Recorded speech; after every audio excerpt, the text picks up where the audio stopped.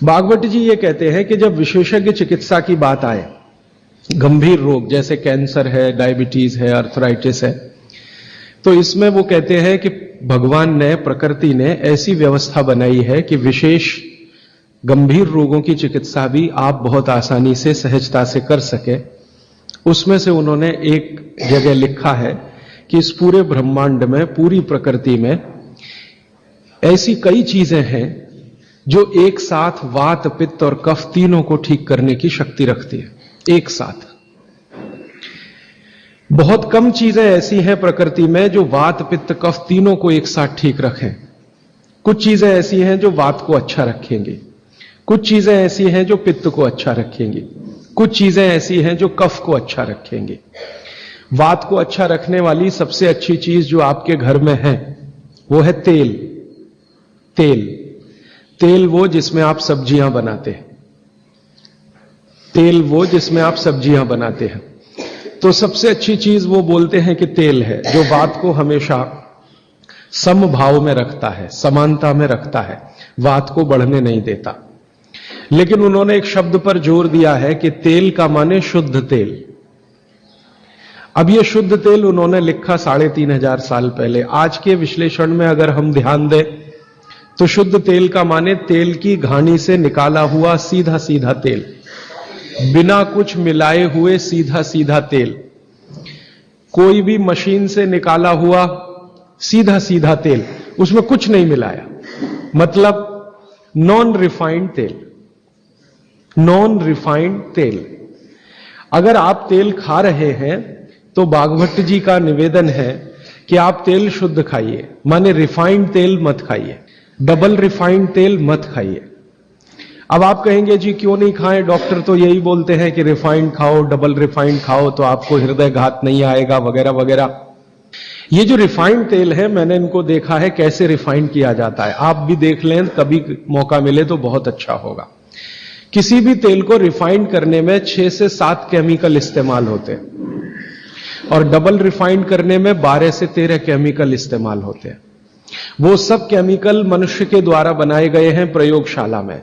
भगवान का बनाया हुआ एक भी केमिकल तेल को रिफाइंड नहीं कर सकता।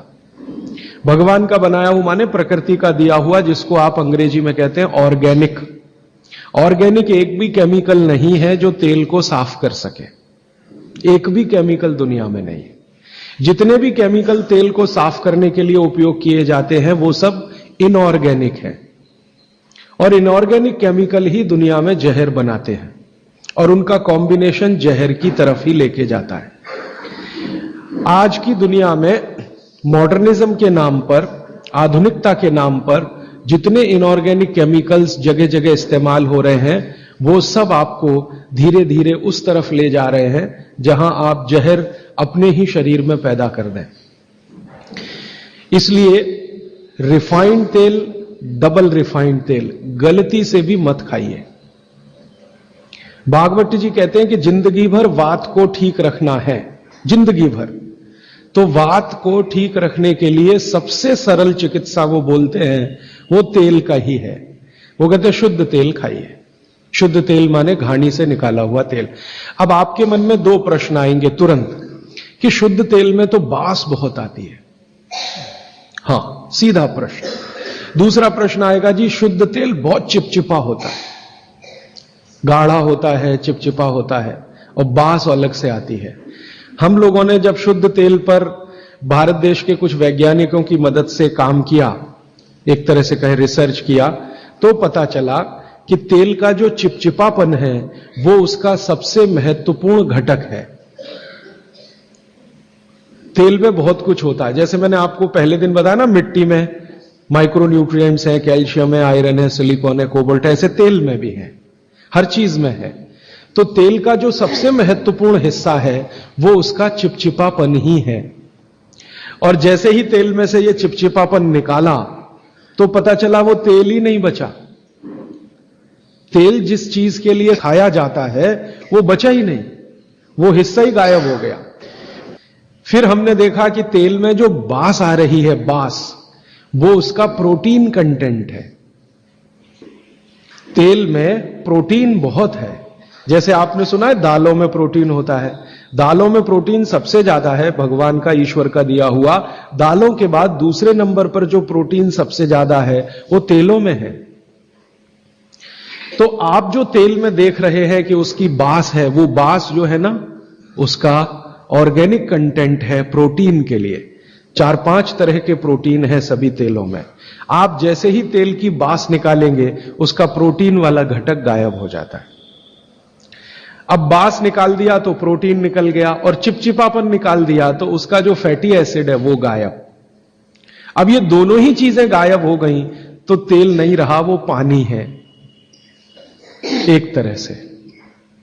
इसलिए भागवत जी ने सूत्र लिखा कि जिंदगी भर वात की चिकित्सा अगर आपको करनी पड़ जाए तो बेहतर है कि आप शुद्ध तेल खाएं तो वात की चिकित्सा ही ना करनी पड़े। और मैंने आपको सबसे पहले दिन बताया था कि दुनिया में सबसे ज्यादा रोग वात के ही हैं, सबसे ज्यादा रोग। ये घुटने दुखना से लेकर कमर दुखना, हड्डियों में दर्द, ये वात के तो रोग है ही। सबसे खतरनाक वात का रोग है हार्ट अटैक, हृदयघात। सबसे खतरनाक बात का रोग है पैरालिसिस। सबसे खतरनाक बात का रोग है ब्रेन का डैमेज हो जाना। तो ये खराब से खराब जो रोग आपकी जिंदगी में है, इनमें वात के खत्म हो जाने की या वात के पूरी तरह से बिगड़ जाने की भूमिका सबसे बड़ी है। फिर मैंने देखना शुरू किया कि हिंदुस्तान में ये रिफाइंड तेल कब से आए। आज से 50 साल पहले तो कोई जानता नहीं था कि रिफाइंड तेल क्या होता है। ये पिछले 20-25 वर्षों में आए हैं रिफाइंड तेल।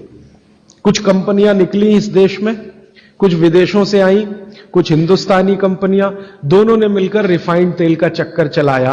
रिफाइंड तेल बहुत अच्छा है, बहुत अच्छा है। अब ये बहुत अच्छा उन्होंने कहा, किसी ने माना नहीं, तो डॉक्टरों से कहलवाया, बहुत बड़े बड़े डॉक्टरों से कहलवाया। जो डॉक्टर अपने मरीजों को कहते हैं कि भैया तेल हमेशा रिफाइंड ही खाना, ये वाला तेल लाना, वो वाला तेल लाना, अलग अलग ब्रांड के है ना, सफोला ले आना, सनफ्लावर ले आना, ये ले आना, वो ले आना। इन डॉक्टरों के साथ मैंने जब वार्ताएं करना शुरू किया, खासकर बंबई के कुछ डॉक्टरों को जो हर समय ये प्रेस्क्रिप्शन के साथ कहना नहीं भूलते कि तेल सफोला का ही खाना या तेल ये ही खाना, तो मैंने कहा डॉक्टर साहब सफोला से आपका क्या रिश्ता है, जो आप हर मरीज को कहते हैं तेल सफोला का ही खाना? ये क्यों नहीं कहते तेल तिल का ही खाना? ये क्यों नहीं कहते तेल नारियल का ही खाना? ये क्यों नहीं कहते तेल मूंगफली का ही खाना? ये सफोला कहां से आ गया? हमारे यहां तो नारियल का तेल होता है, मूंगफली का तेल होता है, तिल का तेल होता है, सफोला का तेल ये हिंदुस्तान का। तो वो डॉक्टर तो नहीं बताते, लेकिन उनकी पत्नियां बताती हैं कि वो सफोला वाला आता है ना, तो डॉक्टर साहब को कभी रेफ्रिजरेटर दे जाता है, कभी टेलीविजन दे जाता है, कभी डॉक्टर साहब और मुझे मिला के नेपाल की यात्रा करा देता है, कभी हमारे बच्चों के साथ हमको अफ्रीका की सफारी दिखा देता है। तो ये है चक्कर सारा कि एक तरह से किकबैक डॉक्टर साहब को प्रत्यक्ष और परोक्ष रूप से मिल रही है। इसलिए डॉक्टर साहब बार बार कह रहे हैं कि सफोला का तेल खाना। अब ये सफोला का तेल हमने लेकर टेस्ट किया लेबोरेटरी में। सूरजमुखी का तेल जो अलग अलग ब्रांड का है वो टेस्ट किया लेबोरेटरी में। दिल्ली में all India institute of medical sciences के कई डॉक्टरों को इसमें इंटरेस्ट हुआ कि बात तो ये गहरी है, इस पे काम करके देखना चाहिए। तो वो डॉक्टरों ने जो कुछ भी निकाल के दिया है रिसर्च के रूप में, है तो बहुत मोटा हिस्सा, अगर बात करूं तो बहुत दिन बीत जाएंगे, उसका निष्कर्ष एक वाक्य में बता देता हूं कि तेल में जैसे ही आप बास को निकालेंगे और उसका चिपचिपापन हटाएंगे, वो तेल ही नहीं रहता, तेल के सारे महत्वपूर्ण घटक निकल जाते हैं। और डबल रिफाइंड में तो कुछ भी नहीं बचता। डबल रिफाइंड तो बिल्कुल छूछ है, कुछ है ही नहीं उसमें, और आप उसको खा रहे हैं। तो तेल के माध्यम से शरीर को जो कुछ चाहिए वो मिलता नहीं। आप बोलेंगे जी तेल के माध्यम से हमारे शरीर को क्या मिलता है? मैं बार बार एक शब्द पे आपको ध्यान लाया, HDL, हाई डेंसिटी लिपोप्रोटीन। ये तेलों में से ही आता है आपके शरीर में। वैसे तो ये लीवर में बनता है, लेकिन तेल खाएं तब, खाएंगे नहीं तो बनेगा नहीं है। तो शुद्ध तेल आप खाएं तो आपके लीवर की मदद से एचडीएल आपके शरीर में बेहतरीन स्थिति में रहे। और ये एचडीएल ही है जो आज की रिसर्च बताती है जो वात को कंट्रोल कर सकता है, एचडीएल ही है। तो आधुनिक विज्ञान का ये एचडीएल और 3500 साल पहले के विज्ञान बागभट्ट चिकित्सा का तेल, ये दोनों एक ही चीजें हैं। तो आप शुद्ध तेल खाएं तो एचडीएल अच्छा रहे, एचडीएल अच्छा रहे, जिंदगी में हार्ट अटैक आने की कोई संभावना नहीं। आप निसंकोच अपना जीवन बिताइए। फिर एक और महत्व की बात, हमने हमारे कुछ दोस्त लोग हैं इस अभियान में जुड़े हुए, उनके ऊपर एक्सपेरिमेंट किए। खासकर छत्तीसगढ़ में हमारे कुछ मित्र हैं। मैंने कहा भाई आप ऐसा करो, चिकित्सा करनी है तो बागभट्ट की करो। हाँ ठीक है करेंगे। तुम डॉक्टर बंद कर दो। हाँ बंद कर देंगे। तो ऐसे हमने कुछ हमारे दोस्त इकट्ठे किए जिनको बहुत ज्यादा समस्या है कोलेस्ट्रॉल की, बहुत ज्यादा समस्या है ट्राइग्लिसराइड की, बहुत ज्यादा समस्या है हाई बीपी की। ऐसे कुछ लोग इकट्ठे किए और छत्तीसगढ़ में ये इसलिए किया कि छत्तीसगढ़ भारत में ऐसा एक राज्य है जहां शुद्ध तेल अभी भी मिलता है। गांव गांव में तेल निकालने वाली घानियां हैं, आसानी से तेल उपलब्ध है और आसानी से सरसों भी उपलब्ध है, मूंगफली भी उपलब्ध है। तो वहां करने का ये एक ही प्रयोजन था और ये लगभग हम 3-3.5 साल से कर रहे हैं। अभी भी ये चालू है, हमारा काम बंद नहीं हुआ है। तो वहां हमने जिन जिन लोगों को शुद्ध तेल पर लाया उनका ये बंद करा दिया, रिफाइंड और डबल रिफाइंड, और शुद्ध तेल पर वो आते गए। अभी उनकी स्थिति ये है कि जब हम उनको डॉक्टर को दिखाते हैं और पुरानी रिपोर्ट लेके जाते हैं कि देखो 3 साल पहले इनकी ये रिपोर्ट थी, कोलेस्ट्रॉल इतना, ट्राइग्लिसराइड इतना, ये इतना, तो डॉक्टर कहता है ये रिपोर्ट में तो 8 दिन के ज्यादा जिंदा नहीं रहना चाहिए, हार्ट अटैक आना ही चाहिए और मरना ही चाहिए, लेकिन आप बचे कैसे हैं? तो अब रिपोर्ट ये देख लो। आज की रिपोर्ट उनको दिखाते हैं तो वो कहते हैं कि मिरेकल है, ये मिरेकल कुछ नहीं है, चमत्कार कुछ नहीं, बस एक ही है कि शुद्ध तेल खाया उन्होंने और जो तेल के घटक होते हैं वो भरपूर मात्रा में उनके शरीर को मिले, इसलिए उनके ट्राइग्लिसराइड्स लेवल कम हुए, कोलेस्ट्रॉल लेवल माने वीएलडीएल एलडीएल कोलेस्ट्रॉल लेवल कम हुए, एचडीएल उनका बहुत तेजी से बढ़ा, ब्लड प्रेशर उनका अपने आप कम हुआ, हार्ट अटैक आने की जो कंडीशन बनी हुई थी वो पूरी तरह से खत्म हुई। और अब इतना काम करने के बाद मुझे ये कॉन्फिडेंस हो गया है कि उनमें से 2 हमारे कार्यकर्ता तो ऐसे हैं जिनको हार्ट में भयंकर ब्लॉकेज थे, अभी चेक कराएंगे तो वो ब्लॉकेज भी नहीं मिलेंगे। ये आया रिपोर्ट और बागभट्ट जी का देखकर फिर मैंने देखना शुरू किया। आप भी जरा पुरानी चीजें याद करिए, 20 साल पहले की, 25 साल पहले की, तो हमारे घरों में बहुत सारी चीजों में बहुत बार तेल का उपयोग होता था और तेल के साथ घी का उपयोग तो और भी ज्यादा होता था। तेल और घी एक ही कैटेगरी मान लें आधुनिक विज्ञान के हिसाब से, वैसे आयुर्वेद के हिसाब से दोनों अलग कैटेगरी हैं, लेकिन 1 मिनट के लिए मान लें हम, कितने बार हम घी का उपयोग करते थे घरों में। शीरा बना रहे हैं, हलवा बना रहे हैं, बिना घी के बन नहीं रहा है, दाल में घी खा रहे हैं, रोटियों पे घी खा रहे हैं, सब्जियों में घी खा रहे हैं और फिर सब्जियां तेल में बना रहे हैं। आप जरा कल्पना तो करिए, कितनी जगह तेल तेल तेल, कितनी जगह घी घी घी। और 40 साल पहले मैंने तो नहीं सुना, पता नहीं आपने सुना, मेरे पिताजी को मैं पूछता हूं कि कितने हार्ट अटैक होते थे, तो मेरे पिताजी कहते हैं अपने परिवार में तो एक भी नहीं हुआ। शायद आप 40 साल पहले के अपने परिवारों को देखें तो आपको भी पता चलेगा किसी को नहीं हुआ। तो जब उतना हम तेल और घी उपयोग कर रहे थे अपने दैनिक जीवन में, हमको हार्ट अटैक नहीं हो रहे थे। ये पिछले 10-12 वर्षों में क्या ऐसा हो गया जो इतने हार्ट अटैक हो रहे हैं? परसों किसी ने मुझे कहा कि 17 साल के एक बच्चे ने हार्ट का ऑपरेशन कराया अभी यहां चेन्नई में, अपोलो में या पता नहीं कहां। अब 17 साल की उम्र में आपको बाईपास करवाना पड़े, एंजियोप्लास्टी करानी पड़े, ये तो दुखद स्थिति है। और ये दुखद स्थिति बहुत दिन समझने के बाद पैदा हुई है रिफाइंड तेलों से, डबल रिफाइंड तेलों से। तो बागभट्ट सूत्र के अनुसार आज मैं आपको विनती करता हूं कि जिंदगी भर वात की बीमारियों से अगर बचना है आपको, तो तेल शुद्ध खाइए, तेल एकदम शुद्ध खाइए। अब आपका तुरंत अगला प्रश्न आएगा, जी चेन्नई में मिलता नहीं, दुनिया में ऐसी कोई चीज नहीं है जो कहीं ना मिले। अर्थशास्त्र यह कहता है कि आप डिमांड खड़ी करो, हर चीज की सप्लाई होती है। जब रिफाइंड और डबल रिफाइंड तेल बिक सकता है तो शुद्ध तेल भी यहीं मिलेगा। आप जितने लोग यहां बैठे हैं, अगर आप ही आज संकल्प कर लें कि हम तो शुद्ध तेल ही खाएंगे, कल से देखना बहुत सारी यहां ऑयल मिलें लग जाएंगी, तेल निकालने वाली मिलें लग जाएंगी। और अब घानी लगाना बहुत ही आसान है। पहले एक जमाना था जब घानी लगाओ तो खर्चा बहुत होता था। अब तो 20-25 हजार रुपए की छोटी मशीन आती है और उसी मशीन में सब तरह के तेल निकल सकते हैं। अलग अलग मशीन भी लगाने की जरूरत नहीं। आप चाहें तो घानी भी लगा सकते हैं, वो तो 18-20 हजार की ही आती है, बैल से चलने वाली घानी। वो अब महंगी नहीं रह गई है और बहुत आसानी से तेल निकल आता है। तो इसलिए आप तेल शुद्ध की तरफ बढ़ जाइए। और मैं आपको जो रिसर्च कहती है वो कह रहा हूं कि जिस तेल में चिपचिपापन जितना ज्यादा होगा वो आपके लिए उतना ही उपयोगी है। जिस तेल में बास जितनी ज्यादा होगी वो उतनी ही उपयोगी है। सरसों के तेल के बारे में सारे डॉक्टर्स ऑल इंडिया इंस्टीट्यूट के जो रिसर्च कर चुके हैं वो ये कहते हैं, सरसों के तेल का डब्बा मुंह पे लगाओ और जो आंख में से आंसू तुरंत ना निकलें तो समझ लो वो नकली है। उसकी इतनी तेज बास आएगी कि आंख से आंसू निकल ही आएंगे, नाक चलना आपकी शुरू हो ही जाएगी। वो कहते हैं वो उसके शुद्धता की गारंटी है। तो आप इसको अपने जीवन में ध्यान रखें। वात के रोगों को जीवन भर चिकित्सा करनी है तो तेल की मदद से ही सबसे ज्यादा उपयोगी है। और तेल खाने के तरीके आप सब जानते हैं, उन्हें बताने की जरूरत नहीं है कि सब्जी में कितना तेल डालना, दालों में या आपके दूसरे भोजन पकवानों में तेलों का किस तरह से उपयोग करना।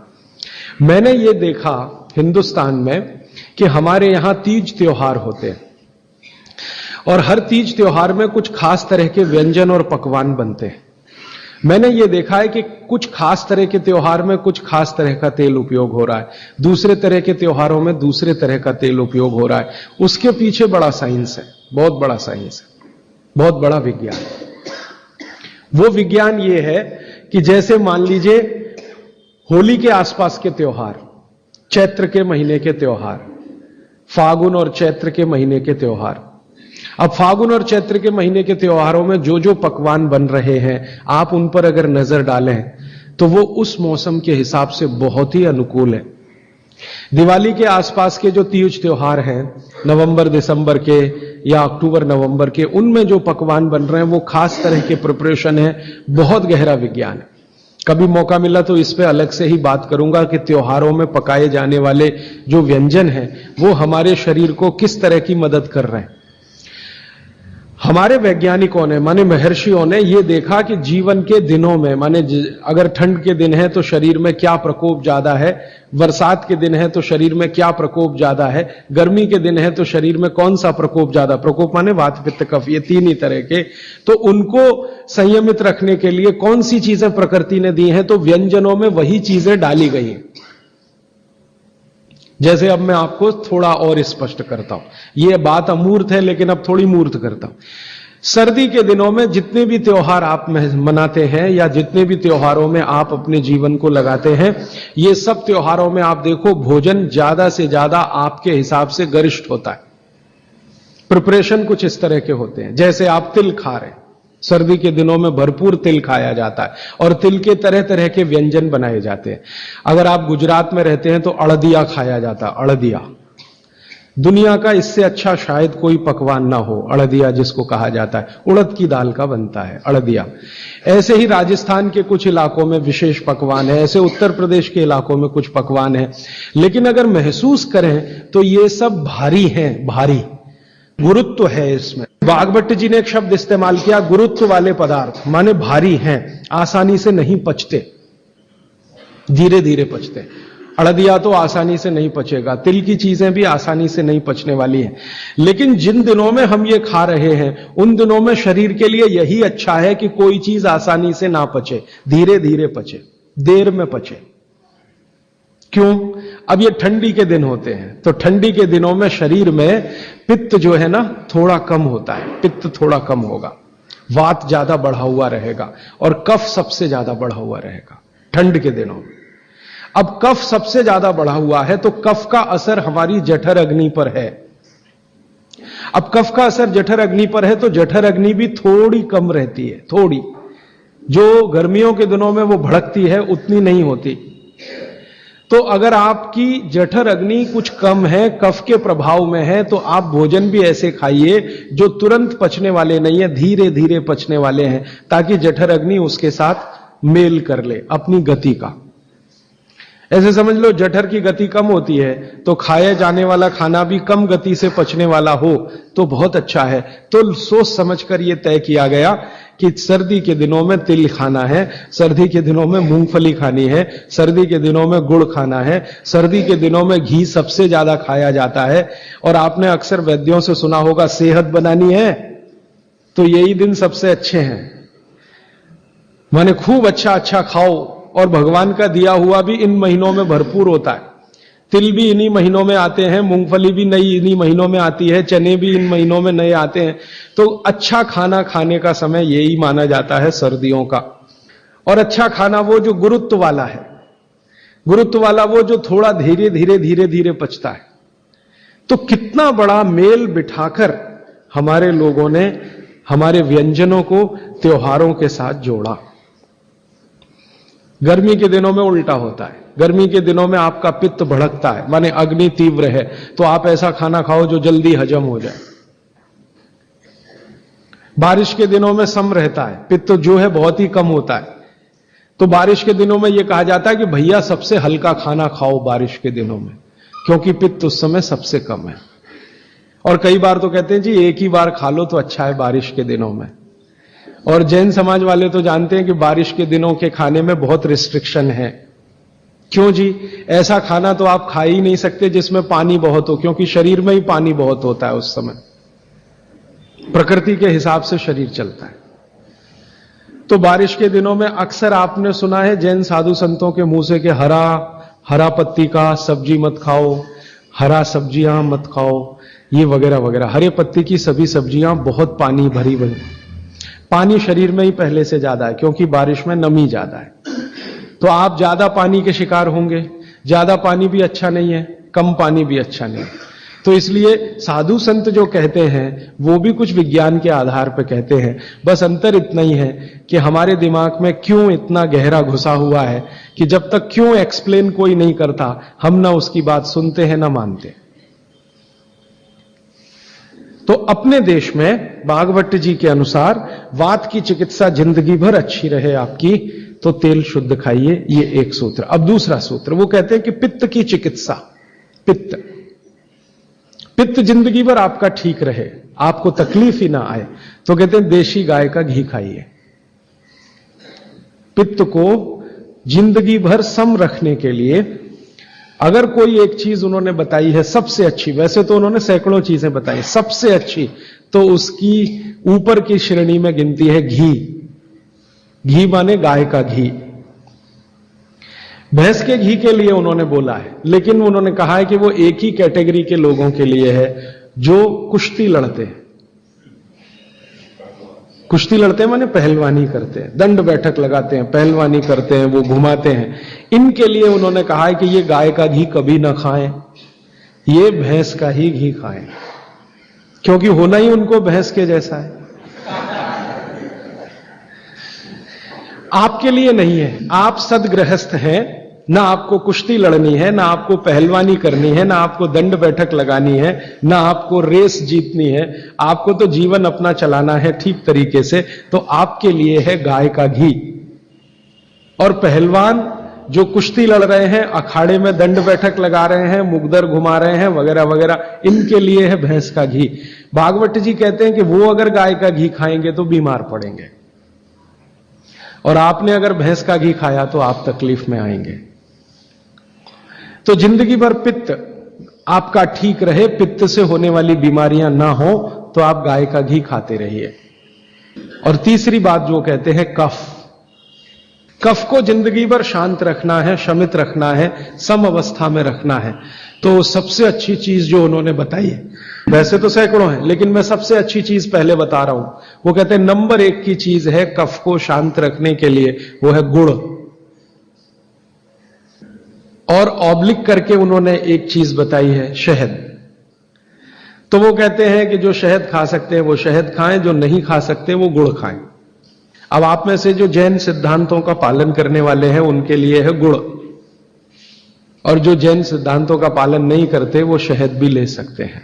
तो 3 चीजों की अब बात मैं कर रहा हूं। पहली चीज हो गई शुद्ध तेल, दूसरी चीज हो गई गाय का घी, और तीसरा हो गया गुड़। उल्टे से शुरू करता हूं, गुड़ कफ को कैसे शांत रखेगा। आधुनिक विज्ञान की जानकारी कुछ मैं आपको इसमें जोड़ना चाहता हूं। कफ जब भी बिगड़ता है तो शरीर में एक तत्व की बहुत कमी आ जाती है, वो है फास्फोरस। केमिकल है एक फास्फोरस। जब भी कफ बिगड़ेगा तो आप समझ लो आपके शरीर में फास्फोरस की कमी है। और फास्फोरस का एक छोटा भाई भी है, आर्सेनिक। आर्सेनिक वैसे तो शरीर में ना रहे तो अच्छा है क्योंकि जहर है, लेकिन बहुत मामूली मात्रा में रहे तो फास्फोरस को ताकत देता है ये आर्सेनिक। फास्फोरस का कॉम्प्लीमेंट्री है आर्सेनिक। ये केमिस्ट्री की बात है। अब आप समझ लीजिए कि कफ आपके शरीर में बढ़ गया, इसका माने फास्फोरस कम हो गया। तो भागवत जी ने कितनी इंटेलिजेंसी से चुना, गुड़ खाओ। हमने गुड़ को जब टेस्ट किया लेबोरेटरी में तो उसमें सबसे ज्यादा फास्फोरस ही है। गुड़ में सबसे ज्यादा फास्फोरस है। हालांकि उसमें थोड़ा मात्रा में आर्सेनिक भी है, लेकिन फास्फोरस उसमें सबसे ज्यादा मात्रा में है। और गुड़ जो बना है ना, किससे बना है? गन्ने के रस से। तो गन्ने के रस को टेस्ट किया तो पता चला गन्ने के रस में फास्फोरस है, लेकिन गन्ने के रस से ज्यादा गुड़ में है। गन्ने के रस में भी फास्फोरस है, लेकिन उससे ज्यादा गुड़ में है। तो क्या किया हमने? गन्ने के रस को गर्म किया। तो गर्म करने की जो प्रक्रिया है, इसमें फास्फोरस घटा नहीं, बढ़ा। यह पता नहीं क्या अद्भुत विज्ञान है। तो भागवत जी ने यह नहीं कहा कि गन्ने का रस पियो, उन्होंने कहा गुड़ खाओ। गन्ने के रस को भी वो कह सकते थे क्योंकि फास्फोरस उसमें है, लेकिन गन्ने के रस से ज्यादा बेहतरीन स्थिति का फास्फोरस गुड़ में है, जो सबसे जल्दी हजम होता है। यह गुड़ ऐसी अद्भुत चीज है जो 1 दिन के बच्चे को भी खिलाया जा सकता है। 1 दिन के बच्चे को, आज बच्चा पैदा हुआ, आप शाम को उसे गुड़ दे सकते हैं, आज ही दे सकते हैं। हाँ, तो आप जो है एक ऐसी स्थिति में है जहां आपके पास कई चीजें उपलब्ध हैं, उनमें से भागवती जी चुनकर दे रहे हैं कि देखो ये है। अब गुड़ बनाने के पहले एक और चीज बनती है जिसको मराठी में कहते हैं काकवी। तरल गुड़ कहिए उसको, तरल गुड़। राब कहते हैं कई लोग उसको, राब, राजस्थान में राब कहते हैं। वो ये कहते हैं कि गुड़ और राब में आपके पास अगर चॉइस है तो राब खाइए, वो गुड़ से भी ज्यादा अच्छी है। तो राब हमने बनवाई और उसको टेस्ट किया लेबोरेटरी में, तो गुड़ से बेहतरीन स्थिति का फास्फोरस राब में है। तो आपकी जिंदगी का इसको हिस्सा बना लीजिए, हिस्सा। कफ की जिंदगी में तकलीफ कभी भी नहीं आए जो आप राब और गुड़ खाएं, यह आपकी जिंदगी का हिस्सा हो जाना चाहिए। अब आप पूछेंगे जी कौन सा गुड़ खाएं? बाजार में कई तरह के गुड़ हैं। एक गुड़ है जो बहुत गोरे रंग का होता है, सफेद सफेद होता है। जो गुड़ का रंग जितना ज्यादा साफ, वो उतना ही बड़ा जहर। आप कहेंगे जी ये गुड़ तो बहुत ही बढ़िया, एकदम सफेद। ये सफेद रंग के चक्कर में हम बर्बाद हो गए। जब से अंग्रेज आए ना, हमारे दिमाग में भूत घुस गया। हर चीज हमें गोरी चाहिए, हर चीज गोरी, हर एक रंग सफेद चाहिए। हां, मैं रविवार का अखबार जब पढ़ता हूं ना, तो मैट्रिमोनियल कॉलम्स आते हैं, सबको गोरी पत्नी चाहिए, भले चाहने वाला चिक्कट काला हो, उसको गोरी ही चाहिए।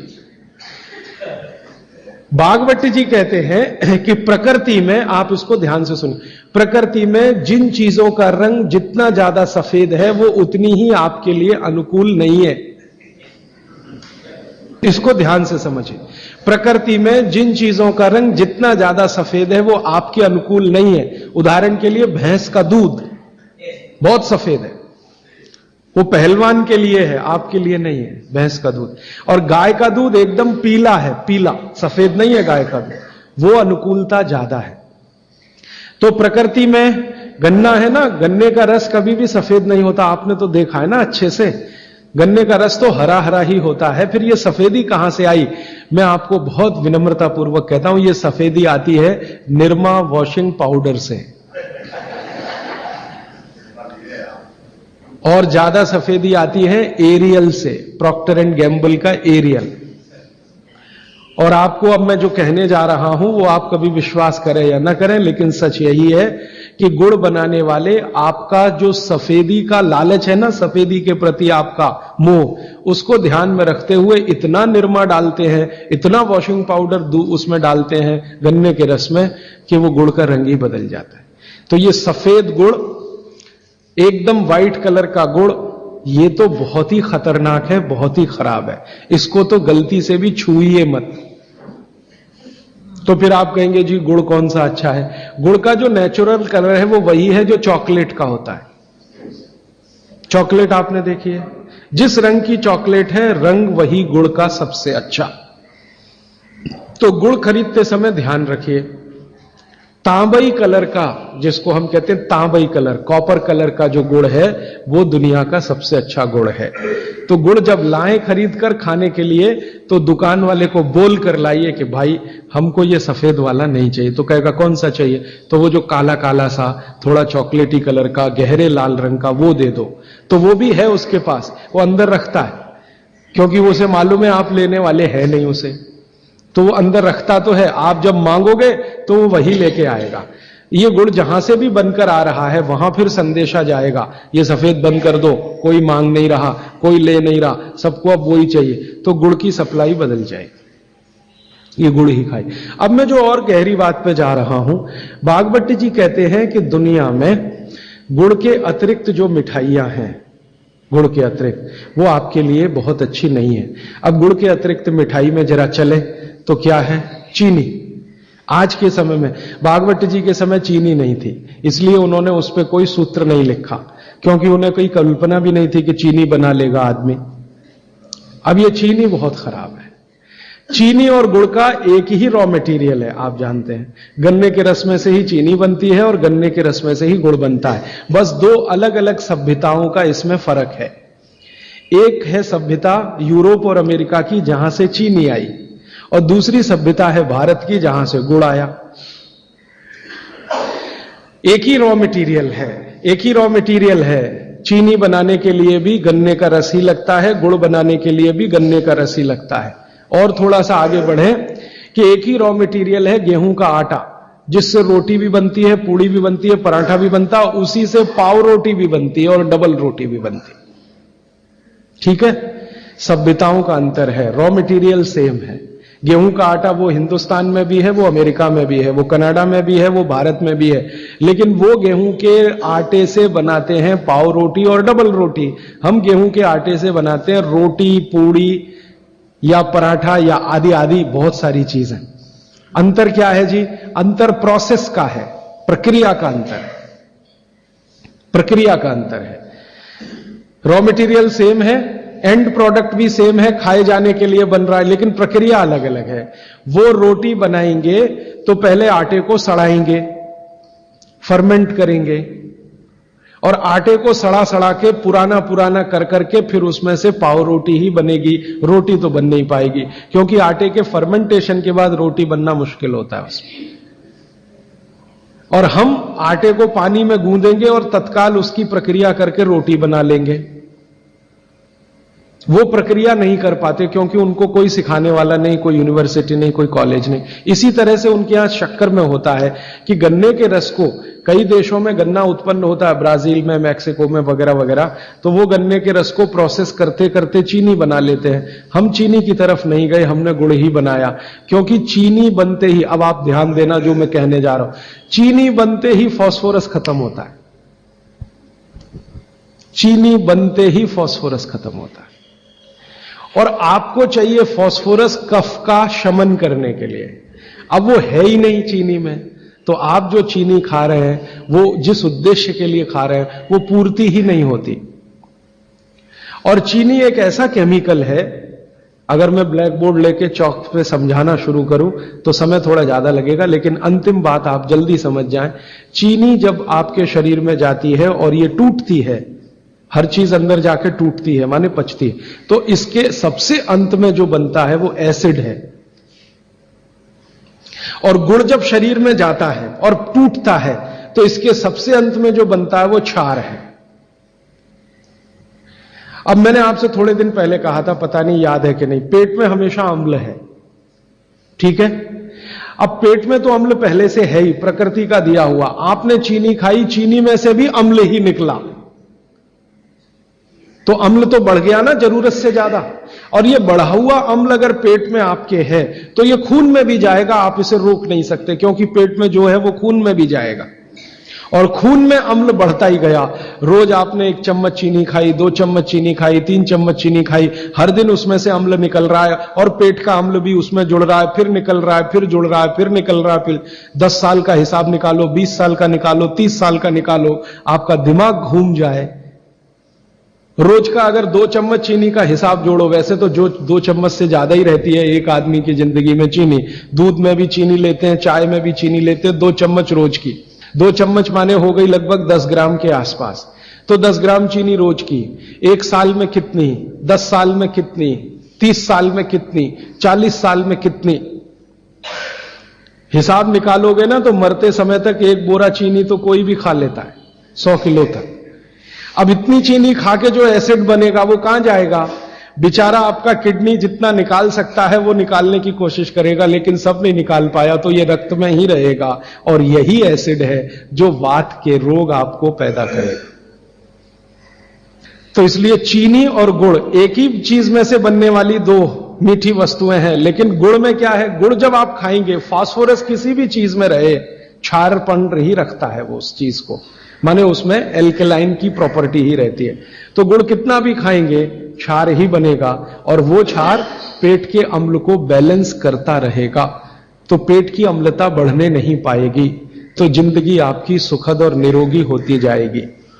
अब इसको और एक तरीके से समझाता हूं। गुड़ और चीनी पे जब हमने एक्सपेरिमेंट किए तो पता चला चीनी को पचाने के लिए पूरे शरीर को वैसी ही ताकत लगानी पड़ती है जैसी ठंडे पानी को पचाने के लिए लगती है।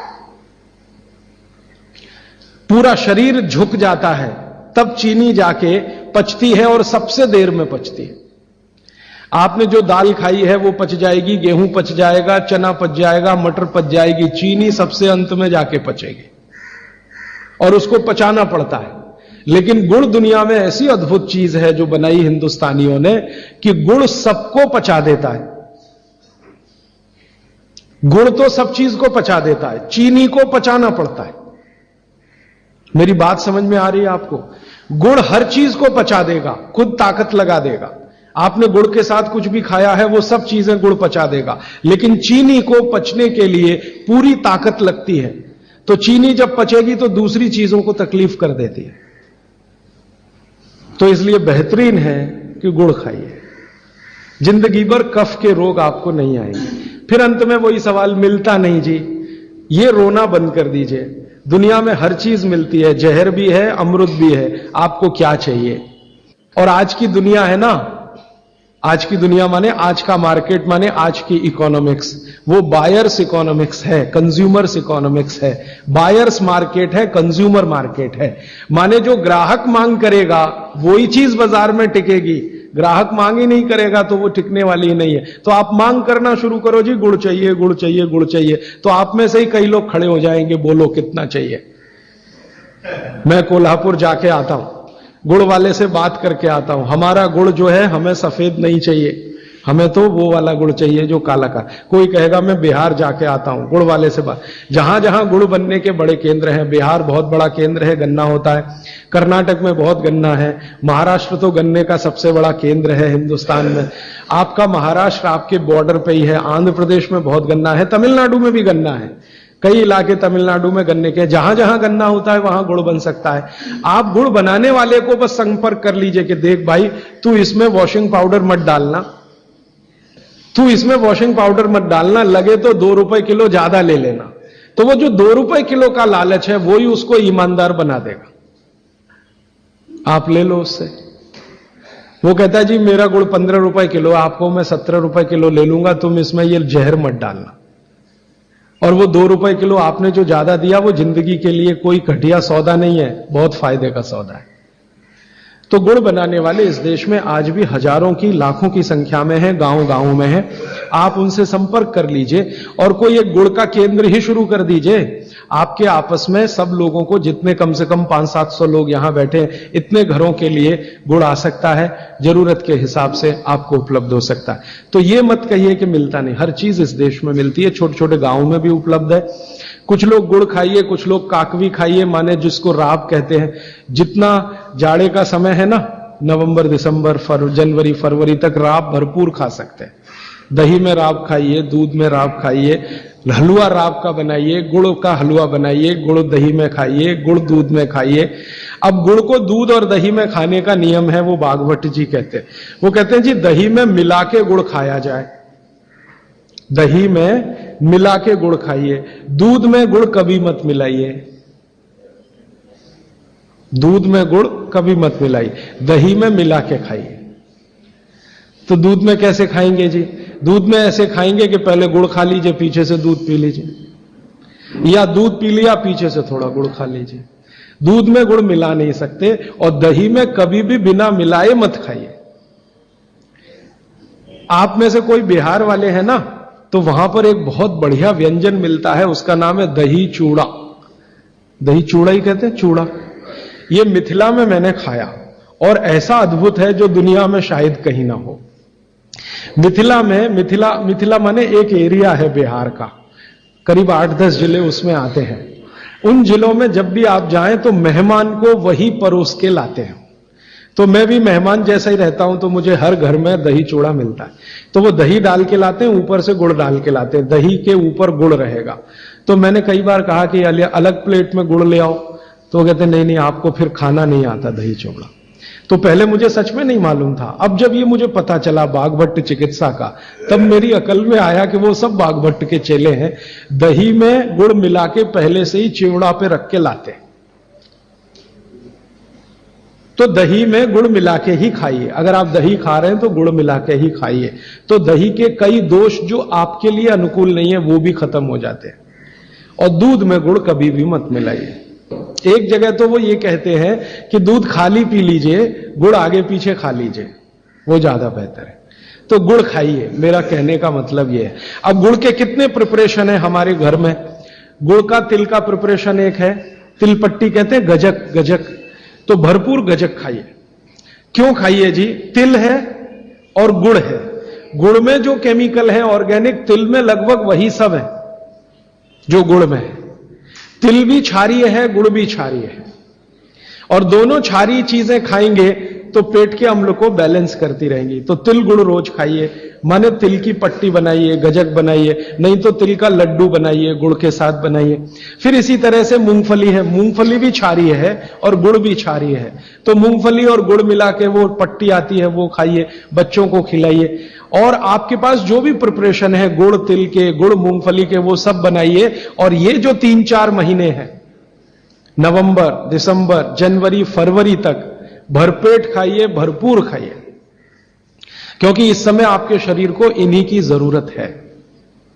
तो कफ जिंदगी से बहुत दूर रहेगा। तिल खा रहे हैं, गुड़ खा रहे हैं, मूंगफली खा रहे हैं, कफ बढ़ने की बिल्कुल संभावना नहीं। तो जिंदगी में कफ के रोग आने की संभावना नहीं। अब जानते कफ का सबसे खराब रोग क्या है? मोटापा।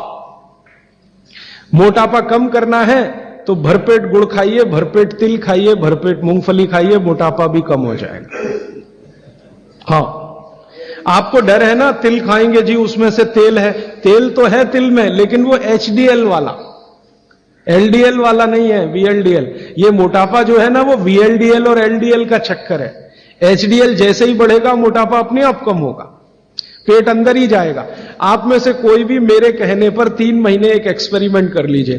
तिल चबा चबा के खाइए, खाने के बाद 3 महीने के बाद वजन नापेंगे, 8-10 किलो कम मिलेगा, कम से कम इतना कम मिलेगा।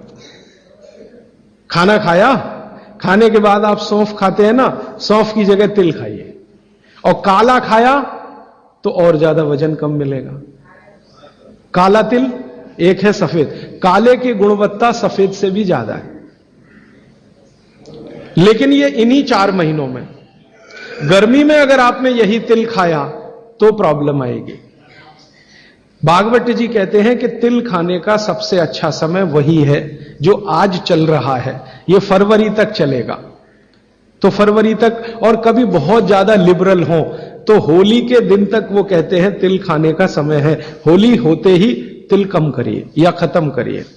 फिर कुछ और चीज आएगी, वो क्या आएगी वो मैं बता दूं, लेकिन आप ये करके देख लीजिए, 4 चीजों को ज्यादा उपयोग आप करेंगे, वजन आपका कम होता जाएगा, पेट का अम्ल कम होता जाएगा, घुटनों के अंदर का जो कई बार कहते हैं ना डॉक्टर यूरिक एसिड जमा हो गया जी, यूरिक एसिड क्या है? अम्ल ही तो है। तो ये यूरिक एसिड आपको कम करना है, तो गांठ के सब जो माने जोड़ों के दर्द आपको कम करने हैं, तो इनके लिए ये सब चिकित्सा बताई है। तिल है, गुड़ है, और मैंने एक चीज बोली थी कि अगर आप जैन नहीं हैं तो शहद है। शहद में भागवत जी कहते हैं छोटी मधुमक्खी का शहद, बड़ी का नहीं। तो शहद लाएं तो उसको पूछ लीजिए। तो एक हिस्सा हो गया कफ का। अभी दूसरा पित्त का हिस्सा। पित्त का हिस्सा बहुत क्लियर है, एकदम स्ट्रेट फॉरवर्ड है कि घी ज्यादा खाएंगे पित्त आपका हमेशा सम रहेगा। और ज्यादा घी खाने का जो समय है वो बारिश के दिनों में और ये जो गर्मी के दिन होते हैं ना, उस समय घी ज्यादा खाइए ताकि पित्त को कंट्रोल करके रखे। और वात के लिए मैं पहले ही बता चुका हूं, शुद्ध तेल। अभी ये जितनी बात है आप सोचो कितनी सरल है, बस हमें अपनी जीवन शैली में थोड़ा बदलाव करना है। जीवन शैली में बदलाव से पहले मन में संकल्प लेना है कि जी हम तो ऐसे ही चलेंगे, दुनिया जिधर जाए जाए हमें उससे मतलब नहीं, हम तो ऐसे चलेंगे। तो ये 3 चीजें अगर आपने देख ली तो बहुत अच्छा है। अब थोड़ा आगे चलें। अब और दूसरी चीजों पे मैं चलता हूं कि और कौन कौन सी चीजें हैं जो आपके आसपास हैं और आपके वात पित्त कफ तीनों को सम पे लाने में मदद कर सकती है। ये तीनों समभाग में रहें तो अच्छा होता है। और कौन कौन सी चीजें हैं? तो भागवत जी कहते हैं रसोई के बाहर जाने की जरूरत ही नहीं, सब वहीं है। भागवत जी ने एक सूत्र लिखा है, दुनिया का सबसे बड़ा औषधि केंद्र हमारा रसोई घर है। सबसे बड़ा औषधि केंद्र रसोई घर है। अब दुर्भाग्य से हम रसोई में जिनको मसाला कहते हैं ना, मसाला, वहां मसाला कुछ नहीं है, सब औषधि है। मसाले का और औषधि का अंतर मालूम है? ये मसाला तो शब्द ही भारत का नहीं है, पहले तो ये बता दूं। ये अरबिक शब्द है, फारसी से अरबी में आया, अरबी से हमारे घुस गया, हिंदी में और जगह जगह घुस गया। ये विदेशी आए तो ये शब्द भी आया। हिंदुस्तान में 17वीं 18वीं शताब्दी का साहित्य जब मैं पढ़ता हूं तो जब तक मुगलों का राज्य रहा तब तक मसाले शब्द का बहुत उपयोग है। मुगलों के राज्य के पहले एक भी जगह किसी भी शास्त्र में मसाला नहीं है। चरक संहिता पढ़ी मैंने, कहीं भी मसाला नहीं है उसमें। सुश्रुत में कहीं मसाला नहीं है, भागवत की कहीं मसाला नहीं है। पुराने जितने लेखक हुए हैं ना 10वीं शताब्दी के पहले के, कहीं भी किसी ने मसाले शब्द का इस्तेमाल ही नहीं किया। हर जगह है तो औषधि है, औषधि औषधि, जीरा औषधि, धनिया औषधि, ये औषधि के रूप में है। तो इनकी जो प्रॉपर्टीज हैं रसोई घर की, औषधियों की, ये सब आपके चिकित्सा के लिए है। अब मुझे समझ में आता है कि हमारे पुराने जमाने की माताएं बहनें, जो हमारी दादी हैं, नानी हैं, उन्होंने अपनी अपनी बेटियों को जो कुछ सिखाया, सब्जी बनाना तो क्या क्या डालना, जीरा चाहिए, धनिया चाहिए, हींग चाहिए, मात्रा कितनी कितनी चाहिए, वो सब बड़े वैज्ञानिक और चिकित्सक लोग रहे होंगे। क्योंकि रोज हमारे शरीर में वात पित्त कफ की स्थिति सम और असम होती रहती है। आप जानते हैं सुबह जो है ना वात ज्यादा होता है शरीर में, सुबह सुबह, दोपहर को पित्त ज्यादा होता है, शाम को कफ ज्यादा होता है। तो ये पूरे 24 घंटे में ऊपर नीचे होता रहता है। तो 24 घंटे में जो वात पित्त कफ ऊपर नीचे होता रहता है, तो सब्जियों में उसी के हिसाब से औषधियां डाली जाती है। जैसे दोपहर की सब्जी बने, दोपहर की, तो मेरी दादी को मैंने देखा था कि दोपहर की सब्जी बनाएगी तो अजवाइन जरूर डालेगी उसमें, और वही सब्जी रात को बनाती थी तो अजवाइन नहीं डालती थी। तो एक दिन मैंने दादी से पूछा कि यही सब्जी दोपहर को मैंने खाई तो इसमें अजवाइन थी, शाम को खाई तो नहीं, क्यों? तो उसने उत्तर तो नहीं दिया। तो उसने कहा मेरी मां ने ऐसा सिखाया। बस बात खत्म हो गई। अब उस समय मैं भी मान लिया कि ठीक है उसकी मां ने सिखाया। अब जब मैंने काम शुरू किया ये चिकित्सा पर, तब मेरे समझ में आया कि अजवाइन जो है पित्तनाशक है। घी के बाद, देशी गाय के घी के बाद जो सबसे ज्यादा पित्तनाशक दूसरी कोई चीज है तो वो अजवाइन है। और दोपहर को पित्त भड़कता है, आप जानते हैं, और वो स्वाभाविक है क्योंकि खाना खाने के लिए पित्त भड़कना ही चाहिए। तो उस समय अजवाइन डाली जाती है सब्जी में, क्योंकि दोपहर को ही शरीर को अजवाइन की जरूरत होती है पित्त को सम पे लाने के लिए। तो भारत में ज्यादातर माताएं बहनें ये बात जानती हैं कि दोपहर की सब्जी में अजवाइन चाहिए। दोपहर का दही है ना, दही का मट्ठा, उसमें भी अजवाइन का बघार लगता है। दोपहर की जितनी भी चीजें हैं ज्यादातर अजवाइन ग्रस्त होती है या अजवाइन से बनती हैं, क्योंकि पित्त को सम पे रखना है। तो आप सोचो, जो लोग ये कर रहे हैं वो बिना कहे कितना बड़ा काम कर रहे हैं, हमने उसका वैल्यूएशन नहीं किया, ये हमारी मूर्खता। हमारे यहां तो एक बहुत बड़ा दुष्कर्म इस देश में हुआ है। अंग्रेजों के हम गुलाम हो गए तो सब कुछ हम भूल गए, अपनी चीजें। अंग्रेजों ने जो सिखाया वही हमें याद है। तो हम जीडीपी का कैलकुलेशन करते हैं अंग्रेजों के फॉर्मूले से। जीडीपी निकलता है इस देश का, ग्रॉस डोमेस्टिक प्रोडक्ट। तो मैंने बहुत बार इस देश के अर्थशास्त्रियों से पूछा कि जीडीपी में आप विचित्र विचित्र कैलकुलेशन करते हैं। जैसे भारत की पुलिस है, उस पर जो खर्चा हो रहा है वो जीडीपी का हिस्सा है। अगर चोरियां बढ़ी, डकैतियां बढ़ी तो पुलिस का खर्च बढ़ेगा तो जीडीपी बढ़ेगा। और प्रधानमंत्री छाती ठोक के कहेगा मेरे जमाने में जीडीपी 10% से ऊपर बढ़ गया। सो व्हाट, पुलिस का खर्च बढ़ गया, माने चोरियां बढ़ गई, डकैतियां बढ़ गई, अत्याचार बढ़ गए, अनाचार बढ़ गए, तो जीडीपी बढ़ गया, तो क्या बड़ी बात है। तो हमारे जो जीडीपी के कैलकुलेशन है बड़े विचित्र हैं। इसमें चोरी हो, डकैती हो, लूट मारी हो तो जीडीपी बढ़ेगा, लेकिन माताएं बहनें घर में जो करती रहती हैं वो जीडीपी में है ही नहीं, कैलकुलेशन ही नहीं है उसका। भारत सरकार कोई कैलकुलेशन नहीं करती कि किसी मां ने 1 किलो पापड़ बना दिए तो जीडीपी बढ़ा कि नहीं, तो कहते हैं जी मालूम नहीं बढ़ा कि नहीं बढ़ा, क्योंकि कैलकुलेशन नहीं है। किसी मां ने दाल की बड़ी बना दी 5 किलो दाल की, तो जीडीपी बढ़ा कि नहीं बढ़ा। आपका मन क्या कहता है, बुद्धि क्या कहती है, बढ़ा कि नहीं बढ़ा। किसी ने बड़ी बना दी, किसी ने पापड़ बना दिए, किसी ने कुछ बना दिया, किसी ने गोंद के लड्डू बना दिए, किसी ने मावे का कुछ बना दिया, तो जीडीपी तो बढ़ ही रहा है, लेकिन हम कैलकुलेट नहीं कर रहे हैं उसको, क्योंकि अंग्रेजों के यहां महिलाओं का किया हुआ काम महत्व का नहीं माना जाता। अंग्रेजों के यहां ये जो अंग्रेज जात है ना दुनिया में, ये महिलाओं के किए हुए काम को काम ही नहीं मानती। आपको मालूम है 2000 साल यूरोप में महिलाओं को पुरुषों से हमेशा कम वेतन मिलता रहा, और आज भी है ये कई देशों में। वो मानते ही नहीं कि इनका कोई काम है। क्यों? वो महिलाओं में आत्मा नहीं मानते। हां, यूरोप का सबसे बड़ा दार्शनिक है प्लेटो, वो कहता है कि स्त्रियों में आत्मा ही नहीं होती, आत्मा सिर्फ पुरुषों में होती है। तो स्त्री जो करे वो बेकार है, पुरुष जो करे वही अच्छा है। तो उनके यहां से ये कैलकुलेशन हमारे यहां आ गया कि स्त्री कुछ भी करे तो काम ही का नहीं। तो अंग्रेजों का 200-250 साल जो राज चल गया उसमें हम सब के दिमाग खत्म हो गए, सोचना विचारना बंद हो गया, तो हमने भी वही मान लिया। मैं अब इसको बदलना चाहता हूं और मैं ये समझना चाहता हूं और समझाना चाहता हूं कि स्त्रियां जो कर रही हैं वो किसी डॉक्टर से कम नहीं है। बस अंतर इतना है कि डॉक्टर को आप फीस देकर उससे एडवाइस ले रहे हैं, हमारी दादी नानी फोकट में वही एडवाइस दे रही है, धनिया खाओ, जीरा खाओ और ये अजवाइन खाओ, आपके पेट की गैस खत्म हो जाएगी। और ये 3500 साल से वैसे का वैसा ही है, अजवाइन खाओ तो गैस खत्म होती ही है। कभी भी आप करके देख लो। आप में से किसी को भी बहुत गैस बनती हो, पेट में एसिडिटी की तकलीफ हो, आज से शुरू कर दो। आप खाना खाया तो उसमें ध्यान रखो अजवाइन ज्यादा रहे, दाल में, सब्जी में, वगैरह वगैरह। और अगर नहीं कर पा रहे हैं तो खाना खत्म करते ही थोड़ी अजवाइन खा लो। अजवाइन ज्यादा तकलीफ ना कर दे, उसका बैलेंस है काले नमक के साथ, तो थोड़ा अजवाइन और काला नमक मिला के हर खाने के बाद खा के देख लो।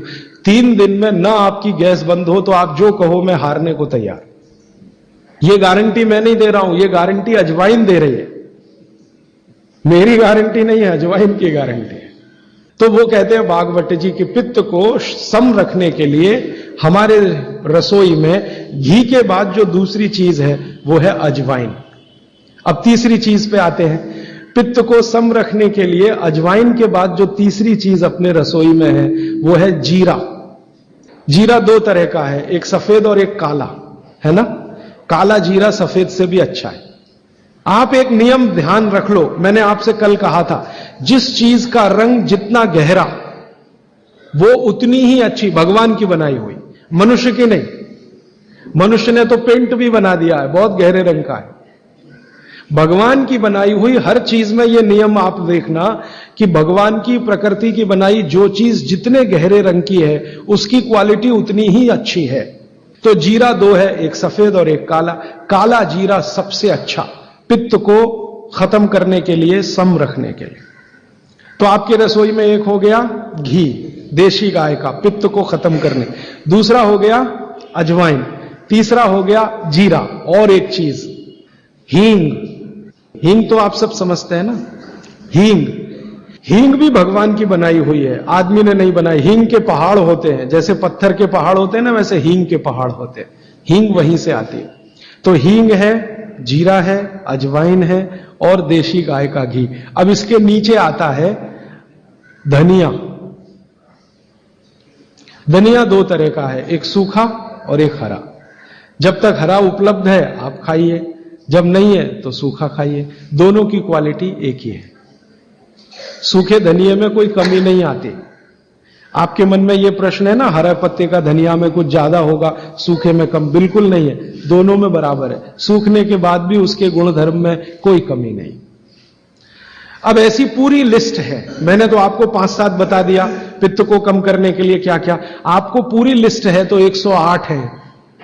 108 पित्त को खत्म करने के लिए रसोई में 108 चीजें हैं। वो पूरी लिस्ट देखनी है तो वो किताब है, आप ले लेना। एक स्वदेशी चिकित्सा किताब हमने बनाई है और एक बनाई है गंभीर रोगों की चिकित्सा, इसमें ये सूची है। और थोड़ी सी अष्टांग हृदयम के भाग 3 में भी है, भाग 2 में भी है, थोड़ी थोड़ी है। थोड़ा आगे बढ़े, कफ की सूची मैंने बताई आपको। कफ में सबसे अच्छी चीज है गुड़। गुड़ के बाद दूसरे नंबर पर है शहद। जैन है तो शहद मत खाइए, ये मेरी भी विनती है आपको, क्योंकि नहीं तो मैं पाप का भागीदार बनूंगा जो आपसे कहूं कि शहद खाओ, और मुझे तो मोक्ष में जाना है, तो पाप की गठरी क्यों ला दूं। तो आप जैन है तो बिल्कुल शहद मत खाइए। अजैन है माने जैन नहीं है तो आप कोशिश करिए कम से कम खाएं, ना खाएं तो और भी अच्छा, क्योंकि अपने पास शहद का विकल्प है गुड़। जब गुड़ ना रहे तब सोचें। इसी तरह कफ को कम करने की और क्या चीज है अपने रसोई में। कफ को कम करने की दूसरी जो सबसे अच्छी चीज बताई भागवत जी ने वो है सौंठ। सौंठ, सौंठ का ही एक दूसरा रूप है अदरक। अदरक से अच्छी है सौंठ। कारण क्या है, अदरक जब सूख जाता है तभी सौंठ बनती है, और अदरक का सूखने के बाद गुण बढ़ जाता है। हां, ताजा अदरक है ना, उसका गुण जितना नहीं है, सूखे हुए अदरक माने सौंठ का गुण लगभग 100 गुना बढ़ता है। इसलिए सौंठ अदरक से हमेशा अच्छी है। तो कफ खत्म करने के लिए रसोई घर में एक हो गया गुड़, दूसरी हो सौंठ, सौंठ का ऑब्लिक अदरक। अब तीसरी चीज जो सबसे अच्छी, पान। पान माने पान का पत्ता, जो आप पान खाते हैं ना, पान, ये कफ दूर करने की सबसे उत्तम औषधि। लेकिन पान भी वही चक्कर आएगा। कौन सा पान? जो गहरे रंग का। हर चीज में ये नियम है, गहरे रंग का। गहरे रंग का आप उसको कहो जी देशी पान, तो देशी पान। गहरे रंग का पान जिसका रंग बहुत गहरा हरा, एकदम काला जैसा हो तो और भी अच्छा। ये पान कफ नाशक है, बहुत ही जबरदस्त चीज है ये पान। और पान और सौंठ का बेस्ट कॉम्बिनेशन है। पान खा रहे हैं तो सौंठ डाल के खा सकते हैं, अदरक डाल के खा सकते हैं। जैन है तो सौंठ खाइए, नहीं है तो अदरक खाइए। पान, अदरक, सौंठ और ऊपर से आया गुड़। गुड़ भी मिला के पान में खाया जा सकता है। वो आप डालते ना गुलकंद, गुलकंद, गुलकंद। गुलकंद माने क्या है? गुलाब के फूल, उसकी पंखुड़ियां, उसका तो रस या उसका कुछ प्रिपरेशन प्रोसेस से, ये भी सबसे ज्यादा कफ नाशक है। अब आप देखो, जो जो चीजें पान में पड़ रही हैं वो सब कफ नाशक है। पान बनाने वाले सब बाघ भट्ट के चेले, बिना जाने ये काम कर रहे हैं। गुलकंद आपको पान में डाल के दे रहे हैं। सौंफ, सौंफ, सौंफ, ये भी कफनाशक है, सौंफ। फिर उसके आगे मैं बता रहा हूं प्रायोरिटी से, सबसे अच्छा कफनाशक गुड़, फिर उसके नीचे, फिर उसके नीचे। अब सौंफ के नीचे जिसका नंबर है वो है लौंग, लवंग कहिए, लौंग कहिए। और ऐसे ही ये सूची बढ़ाते जाए तो इसमें करीब 100 चीजें हैं जो कफनाशक हैं हमारे रसोई में। ठीक है, अब आ जाइए वात पर। वात पर मैंने सबसे अच्छी चीज बता दी है तेल, शुद्ध तेल। शुद्ध तेल वातनाशक है। और अब जो दूसरी बात मैं कहने जा रहा हूं, इसको मैं संक्षेप में उपसंहार के रूप में कह रहा हूं कि जिन चीजों में भी पानी की मात्रा ज्यादा हो वो सभी वातनाशक हैं। जिन चीजों में भी पानी की मात्रा ज्यादा हो वो सभी वातनाशक है। जैसे दूध, आप जानते हैं दूध में तो सबसे ज्यादा पानी ही है ना। दूध को फाड़ के देख लो, सॉलिड मटेरियल तो थोड़ा ही निकलता है ना, बाकी तो पानी ही रह जाता है। तो दूध में बहुत पानी है। तो जिन चीजों में पानी ज्यादा है, भागवत जी ने सूत्र ऐसे लिखा है कि पानी युक्त चीजें, जल युक्त चीजें सभी वातनाशक हैं। तो दूध हो गया, दूध के बाद दही, दही में भी पानी ही है, आप जानते हैं। और छाछ तो सबसे ज्यादा पानी वाली है। जूस जो आप इस्तेमाल करते हैं, सभी जूस वातनाशक है। सभी जूस, संतरे का, मौसम्मी का, गन्ने का तो बहुत ही अच्छा है, अंगूर का, टमाटर का, वगैरह वगैरह, ये सब जूस वातनाशक है। तो सब तरह के जूस, दूध, दही, छाछ, ये सब वातनाशक चीजें हमारे घरों में हैं।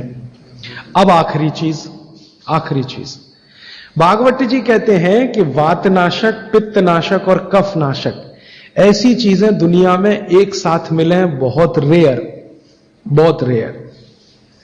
वो कहते हैं कि बहुत चीजें दुनिया में हैं, कोई वात का नाश करेगा, कोई पित्त का, कोई कफ का, लेकिन कोई ऐसी चीजें भी अपने रसोई में हैं जो तीनों को नाश कर सकती हैं। उनमें से नंबर 1 है आंवला। आंवला। फिर दूसरा है हरडे, और तीसरा है बहेड़ा, और तीनों मिला के बनता है त्रिफला। ये जो त्रिफला है ना, भागवत जी इसकी इतनी बढ़ाई करते हैं, इतनी प्रशंसा उन्होंने लिखी है कि खाली त्रिफला पर ही उनके 120 से ज्यादा सूत्र हैं। 120 से ज्यादा अकेले त्रिफला पर। त्रिफला को इसके साथ खाओ, त्रिफला को उसके साथ खाओ, त्रिफला को ऐसे खाओ, त्रिफला को 120 से ज्यादा सूत्र है अकेले त्रिफला पर। और वो ये कहते हैं कि ये जो त्रिफला है इसमें सबसे अच्छा फल आंवला, फिर बहेड़ा, फिर हरडे, ये सबसे दुनिया में अद्भुत चीज है। लेकिन इसकी मात्रा के बारे में उन्होंने जो कहा है वो ध्यान रखिए। ज्यादातर लोग त्रिफला इस्तेमाल करते हैं, करिए, बहुत अच्छा है, लेकिन मात्रा ध्यान रखिए। हम क्या करते हैं कि हर, बहेड़ा, आंवला तीनों बराबर मात्रा में मिला के त्रिफला बनाते हैं। वो कहते हैं कि ये उतना उपयोगी नहीं है, और हमने करके भी देखा। वो कहते हैं कि त्रिफला सबसे अच्छा होता है 1, 2, 3 के अनुपात में। पहला है हरडे 1 अनुपात, दूसरा है बहेड़ा 2 अनुपात, और तीसरा है आंवला 3 अनुपात। अब इसको मात्रा में कहूं, अगर त्रिफला बनाना है तो हरडे लेना 100 ग्राम, बहेड़ा लेना 200 ग्राम, और आंवला लेना 300 ग्राम। तो ये 100, 200, 300 ग्राम की मात्रा में आप जो त्रिफला चूर्ण तैयार करेंगे, वो कहते हैं ये अद्भुत है, वात, पित्त, कफ तीनों का नाश करता है, तीनों का। अब वात, पित्त, कफ तीनों से आप अगर ग्रसित हैं तो आप त्रिफला जरूर लीजिए। कैसे लाएं? त्रिफला लेने के 2 नियम बताए उन्होंने, एक रात को और एक सवेरे। सवेरे का नियम उनका यह है कि सवेरे सवेरे अगर त्रिफला खाएं तो गुड़ के साथ, नहीं तो शहद के साथ, गुड़ या शहद। वैसे ही आप तय कर लीजिए, जैन है तो गुड़, अजैन है तो शहद। तो सवेरे का त्रिफला खाएं तो गुड़ या शहद के साथ, रात का त्रिफला खाएं तो दूध के साथ या गर्म पानी के साथ। त्रिफला तो एक ही है ना, सवेरे भी त्रिफला ही खा रहे हैं, रात को भी। लेकिन भागवत जी कहते हैं असर अलग अलग है दोनों के। रात को जो आप त्रिफला खाएंगे दूध के साथ या गर्म पानी के साथ, तो ये त्रिफला रेचक है। रेचक शब्द उन्होंने इस्तेमाल, रेचक माने पेट को साफ करने वाला, बड़ी आंत की सफाई करने वाला, शरीर के सब अंगों की सफाई करने वाला, झाड़ू लगाने वाला जो व्यक्ति, वो रेचक। तो कहते हैं रात को अगर त्रिफला आप ले रहे हैं दूध के साथ या गर्म पानी के साथ, तो ये रेचक है। माने ये एक ही काम सबसे ज्यादा करेगा कि आपकी कब्जियत मिटा देगा। कितनी भी पुरानी कब्जियत है मिटा देगा, 40 साल पुरानी भी मिटा देगा रात को। और जो दिन को त्रिफला खाया सवेरे गुड़ के साथ, तो वो कहते हैं ये पोषक है। एक शब्द है रेचक और एक है पोषक। पोषक माने शरीर को जो कुछ चाहिए, विटामिन सी चाहिए, विटामिन ए चाहिए, विटामिन डी चाहिए, या विटामिन के चाहिए, या कोई विटामिन चाहिए, या हमें माइक्रो न्यूट्रिएंट्स चाहिए शरीर को, कैल्शियम चाहिए, आयरन चाहिए, वगैरह वगैरह। तो शरीर को अगर पोषकता चाहिए तो त्रिफला सवेरे खाना, और शरीर में आप मानते हैं कि हमारी कब्जियत ठीक करने के लिए, तो त्रिफला रात को खाना। दोनों समय के त्रिफले में बिल्कुल अलग तरह के परिणाम आते हैं। तो जो कहें हम तो स्वस्थ हैं जी, तो सवेरे ही त्रिफला खाओ, स्वस्थ हैं तो। और जो कुछ बीमारियां हैं आपको, तो रात को खाओ, ठीक है। मात्रा ध्यान रखना, 1, 2, 3 सम मात्रा का त्रिफला बहुत रेयर केस में इस्तेमाल होता है। 1 या 2 ही बीमारी हैं। अभी मैंने एक जगह इस्तेमाल किया था, एक वैज्ञानिक हैं, भाभा एटॉमिक रिसर्च सेंटर में काम करते हैं, उनको एक बीमारी हुई रेडिएशन से। रेडिएशन आप जानते हैं सभी एटॉमिक सेंटर में। तो उनका पूरा शरीर सड़ गया, एकदम सड़ गया, जगह जगह घाव, जगह जगह, और उसमें से खून निकलता, मवाद निकलता। वो बेचारे इतने परेशान, इतने हैरान, कहां कहां जा जाके, अमेरिका, कनाडा, सब जगह, कुछ इलाज हुआ नहीं, कोई रिलीफ मिला नहीं। कपड़ा भी नहीं पहन सकते, ऐसी स्थिति थी, हमेशा नंगे बदन रहते थे। तो ऐसे ही किसी ने मुझे उनके बारे में बताया। बंबई तो मैं अक्सर जाता रहता हूं कि राजीव भाई एक ऐसे व्यक्ति हैं। तो मैं उनको गया था मिलने और देखने, तो मैंने देखा सच में हालत बहुत खराब थी। तब मैंने उनसे कहा कि आप बहुत परेशान हैं। हाँ बहुत परेशान हूं, दवा सब काम लेके देख ली, कुछ उपयोग होता नहीं। मैंने कहा मैं होम्योपैथी दूं? उन्होंने कहा होम्योपैथी मैं नहीं लेना चाहता। तो मैं पूछा चलो आप फिर एक काम करो, त्रिफला चूर्ण खाओ बस, और कुछ मत करो। तो उन्होंने त्रिफला चूर्ण शुरू किया। ये मैंने बताया 1, 2, 3 शुरू किया। 3-4 महीने में रिजल्ट बहुत थोड़ा आया, थोड़ा आया। फिर मैंने कहा मात्रा बदल के देखते हैं। फिर उनकी सम मात्रा की मैंने, बराबर जितनी मात्रा आंवला, बराबर उतनी मात्रा बहेड़ा, बराबर उतनी हरडे। अभी स्थिति यह है कि वो बिल्कुल ठीक है। 1-1.25 साल उनको हुआ त्रिफला खाते खाते, बिल्कुल ठीक है, और पहले से ज्यादा प्रफुल्लित है, पहले से ज्यादा एनर्जेटिक है। जब आंवले में हरडा, बहेड़ा और आंवले को 1, 2, 3 के अनुपात में हम रखते हैं, तो आंवला ज्यादा है। आप निश्चित रूप से देखें 3 मात्रा है, आंवला ज्यादा है। आंवला माने विटामिन सी का भंडार, आंवला माने कैल्शियम का भंडार, आंवला माने ये, आंवला माने वो। तो अब जब बीमारी उनको रेडिएशन की थी, तो ऑलरेडी उनके शरीर का विटामिन सी बढ़ा हुआ है, क्योंकि रेडिएशन से वो एक्स्ट्रा होता है। तो हमने देखा आंवला अगर मात्रा उनके साथ है तो वो काम नहीं कर पा रहा है इतना, जब 3 मात्रा का है, क्योंकि जो चीज पहले से बढ़ी है वो और बढ़ाएगा।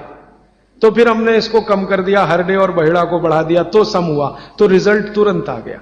तो ये रेडिएशन जैसे गंभीर बीमारियों में, कैंसर जैसे गंभीर बीमारियों में इस तरह का उपयोग होता है आंवला, हरडे, बहेड़े का बराबर मात्रा में। लेकिन बाकी जो साधारण बीमारियां हैं उनमें 1, 2, 3 ही रहता है, क्योंकि आपको कई जगह कैल्शियम की जरूरत है, विटामिन सी की भी। जितने लोग मोटे हैं उतना शरीर में विटामिन सी कम, जितने लोग मोटे हैं उतना कैल्शियम कम। तो कैल्शियम कम है, विटामिन सी कम है, तो मैं आपसे कहूंगा ही कि आंवला 3 मात्रा में लो, तो वो बढ़े, तो बाकी चीजें कम हो। तो ये चक्कर है, ये थोड़ा टेक्निकल प्रोसेस है, आप लेकिन समझ जाएं, सरल भाषा में मैंने कोशिश की है बताने की। आप जानते हैं रेडिएशन का दुनिया में इलाज नहीं है। ये उदाहरण मैंने जानबूझ के दिया, ऐसे सैकड़ों उदाहरण है मेरे पास। रेडिएशन का दुनिया में इलाज नहीं है, लेकिन त्रिफला चूर्ण के पास उसका इलाज है। अगर यही त्रिफला चूर्ण अमेरिका में हुआ होता ना, यूरोप में हुआ होता, तो अब तक इस पर पेटेंट लेकर करोड़ों डॉलर कमाए होते उन्होंने। ये हमारे यहां प्रचंड मात्रा में है, हर घर में है, हर गांव में है, इसलिए हमें इसकी कीमत नहीं मालूम। मैं आपसे फिर कह रहा हूं, आपके सोचने का नजरिया बदल दीजिए। प्रकृति ने जो चीजें प्रचंड मात्रा में हमको दी हैं वो उतनी ही कीमती हैं। वो प्रकृति की हमारे ऊपर कृपा है जो हमारी जरूरत के हिसाब से दी है। आंवले का इतना उत्पादन इस देश में होता है, आप जानते हैं। बहेड़ा इतना मिलता है, हरडे इतना मिलता है, और लगभग फोकट की स्थिति में मिलता है। अब पता नहीं कौन कौन लोग उसी आंवले को 200-250 रुपए किलो च्यवनप्राश बना के बेच लेते हैं। ये जो च्यवनप्राश है ना, ये त्रिफला चूर्ण से कई कई गुना नीचा है। च्यवनप्राश पे जितना खर्चा कर रहे हैं उससे बहुत कम खर्चे में आप त्रिफला खाइए, च्यवनप्राश से भी ज्यादा असर है। तो मेरी आपको आज के लिए ये आखिरी सूत्र थी कि आप अपने जीवन में वात पित्त कफ तीनों को सम रखना चाहते तो आंवला, हरडे, बहेड़ा, हरडे, बहेड़ा, आंवला, इन तीनों का उपयोग करना सीख लीजिए। घर में हमेशा इसको डब्बे में बना के पाउडर के रूप में रख लीजिए। अब आप कहेंगे इन तीनों को एक साथ खाएं, आप अकेला आंवला भी खा सकते हैं। आंवला तीनों दोष दूर करता है, वात पित्त कफ। हरडे तीनों दोष दूर करता है, वात पित्त कफ। और बहेड़ा तीनों दोष दूर करता है, वात पित्त कफ। इसलिए भागवत जी कहते हैं सर्वोत्तम फल यही है, आंवला, हरडे, बहेड़ा। दूसरे फलों से कई गुने ज्यादा ताकतवर यही फल है, आंवला, हरडे, बहेड़ा। अब आपको आखिरी एक छोटी सी बात कह दूं कि आप में से किसी को भी यह तकलीफ है कि आपके शरीर में मेद बढ़ा हुआ है, मेद माने मांस बढ़ा हुआ है, बहुत लोग परेशान है, मोटापा, मोटापा, मेद माने कफ बढ़ा हुआ है, सीधी सी बात। तो आप त्रिफला खाइए। कब खाना है? आपको रात को नहीं खाना है, सवेरे खाना है। जिनको भी मांस बढ़ा है, शरीर पर मेद बढ़ा है, उनको अगर छाटना है, इसको कम करना है, तो त्रिफला सवेरे खाना, आंवला सवेरे खाना। आप त्रिफला नहीं खा सकते तो आंवला ही खा लीजिए। 4 आंवले, 3 आंवले रोज खा लीजिए। आंवले को मुरब्बा बना के खा लीजिए, मुरब्बा को और आंवले का अचार बना के खा लीजिए, आंवले की चटनी बना के खा लीजिए, जैसे भी है आंवला खा लीजिए। 3 से 4 आंवला जितना होता है ये पेट में जाते रहे तो साल भर में आप देखोगे आप पहले से ज्यादा स्लिम और ट्रिम हो जाएंगे। और आंवले के बारे में आज के जो वैज्ञानिक कह रहे हैं, आज के, वो कहते हैं कि दुनिया का सबसे अच्छा एंटीऑक्सीडेंटल फल कोई है तो वो यही है। एंटीऑक्सीडेंट माने जो ऑक्सीडेशन की क्रिया को कम करे, और शरीर में हमेशा ऑक्सीडेशन चलता है। ऑक्सीडेशन में उम्र कम होती है, शरीर के हर अंग का क्षय होता है। तो अगर उम्र बढ़ानी है और अंगों का क्षय बचाना है तो आंवले से अच्छी कोई चीज नहीं। दैनिक जीवन में, भोजन में इसको जरूर धारण करिए। भागवत जी कहते हैं कि जब त्रिफला खाएं, आंवले के बारे में तो वो कुछ नहीं कहते, वो कहते हैं साल भर खाओ, 2 साल खाओ, रोज खाओ, कोई दिक्कत नहीं। त्रिफला खाएं तो 3 महीने लगातार खाने के बाद थोड़े दिन छोड़ देना। 3 महीने 90 दिन खा के थोड़े दिन छोड़ देना, माने 15-20 दिन छोड़ देना, फिर अगले 3 महीने खा लेना, फिर 15-20 दिन छोड़ देना, फिर 3 महीने खा लेना। क्यों कर लेना ऐसा? वो कहते हैं कि ये छोड़ना जरूरी है बीच में, नहीं तो शरीर को आदत लग जाती है, और वो आपने अगर छोड़ा नहीं तो आपको कुछ दुष्परिणाम भी दे सकता है। लगातार अगर त्रिफला खाया तो कई दिन ऐसा लगेगा कमजोरी आ गई, अगर बीच में छोड़ा नहीं तो। छोड़ के खाना। अब किसी व्यक्ति के लिए ये छोड़ने का समय है वो 3 महीने से थोड़ा पहले भी हो सकता है, ज्यादा भी हो सकता है, इसलिए मैंने बीच का बताया। 3-3 महीने करके छोड़ छोड़ के खाना। वजन कम करने के लिए त्रिफला या आंवले का उपयोग करना है तो आंवला 3 से 4 और त्रिफला हमेशा बड़ा टी स्पून, एक तो छोटी चम्मच होती है, एक थोड़ी बड़ी चम्मच, तो 1 चम्मच गुड़ के साथ सुबह, नहीं तो शहद के साथ। और जिनको रेचक के रूप में उपयोग करना, पेट साफ करने के लिए, आंतों की सफाई करने के लिए, वो रात को खाएं। रात को भी आंवला लगभग 1 चम्मच, लेकिन छोटी चम्मच। गुड़ के साथ कैसे मिलाएं? आंवले का चूर्ण आपके पास है, थोड़ा गुड़ ले लो, चूर्ण और गुड़ को ऐसे हाथ से मसल दो, वो लड्डू जैसा हो जाएगा, गुड़ उसको अपने में समा लेगा, फिर गुड़ खा लो। पीछे से थोड़ा दूध पी लो। मैंने आपको कहा था कि भागवत जी कहते हैं कि दूध एक ही चीज के साथ पिया जा सकता है, वो है आंवला। एक ही बार के लिए नियम है, सुबह ही सुबह आपके लिए सबसे अच्छा है। मेरी आपको एक विनती है, बाजार का त्रिफला चूर्ण लाने से अच्छा है बाजार से आंवला लाना, बहेड़ा लाना, हरडे लाना, कूट पीस के अपने घर में बनाना। क्योंकि बाजार में कई बार बहुत सारी चीजें हैं जो कॉमर्शलाइज हो चुकी हैं और उनके असर अगर कम हुए तो आप बागवट को गाली देंगे। इसलिए रॉ मटेरियल लाके घर में तैयार करना, कूट पीस के। गुड़ आप डायबिटीज में खाइए, भरपेट आंवले के साथ खाइए, त्रिफला के साथ खाइए, कोई तकलीफ नहीं। शुगर ना खाएं। आप भगवान की दी गई जो शक्कर है, ईश्वर की दी गई शक्कर है, जूस में है, फल में है, वो आपको शायद मालूम है या नहीं। शक्कर जो है ना, शुगर, इसके कई रूप हैं। एक है ग्लूकोज, एक है सुक्रोज, एक है फ्रक्टोज।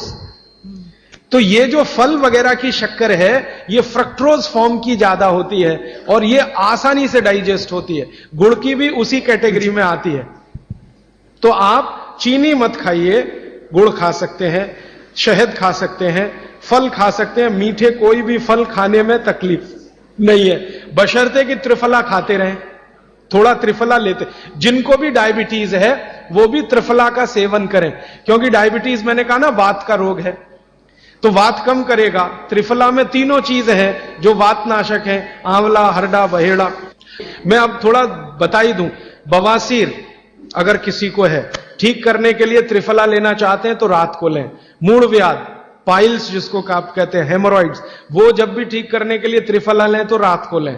बगंदर, ये ठीक करने के लिए त्रिफला लें तो रात को लें। माने मेरे कहने का है, पेट से जुड़ी बीमारियां ठीक करने के लिए त्रिफला उपयोग करना है तो रात को। चम्मच एक छोटी, दूध के साथ या गर्म पानी के साथ।